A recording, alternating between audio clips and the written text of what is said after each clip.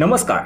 धाराशिव लोकसभा मतदारसंघातून अर्चना राणा जगजितसिंह पाटील यांना राष्ट्रवादी काँग्रेस अजित पवार गटाकडून उमेदवारी देण्यात आली आहे। यानंतर त्यांनी प्रचाराला सुरुवात केली आहे। प्रचारानिमित्त त्या आज बार्शीत गेल्या होत्या। यावेळी त्यांना बार्शीत तुम्ही राष्ट्रवादी वाढवणार का असा प्रसार माध्यमांनी प्रश्न विचारला असता मी कशाला राष्ट्रवादी वाढवू असं वक्तव्य त्यांनी केलंय।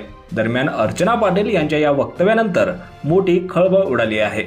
अर्चना पाटील यांनी ज्या पक्षातून उमेदवारी घेतली आहे तोच पक्ष कशाला वाढवू असं त्यांनी म्हटलं आहे। तर पाहिले तर तसं राष्ट्रवादी गट अजित पवारांचं कुठलंही नेतृत्व फारसं दिसत नाही।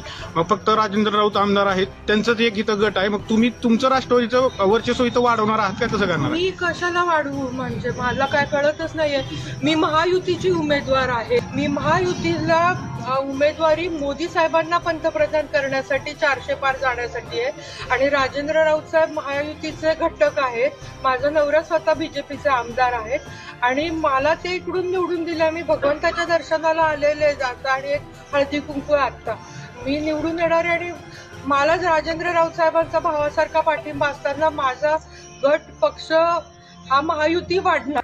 दरम्यान अर्चना पाटील यांच्या या वक्तव्यानंतर राष्ट्रवादीचे कार्यकर्ते नाराज होण्याची शक्यता जास्त आहे। अर्चना पाटील यांनी भाजपमधून राष्ट्रवादी काँग्रेस अजित पवार गटात प्रवेश करत उमेदवारी घेतली आहे। त्यानंतर त्यांनी लोकसभेच्या प्रचाराला सुरुवात केली आहे। महायुतीत धाराशिव लोकसभा मतदारसंघाची जागा ही अजित पवारांच्या राष्ट्रवादीला सुटली आहे।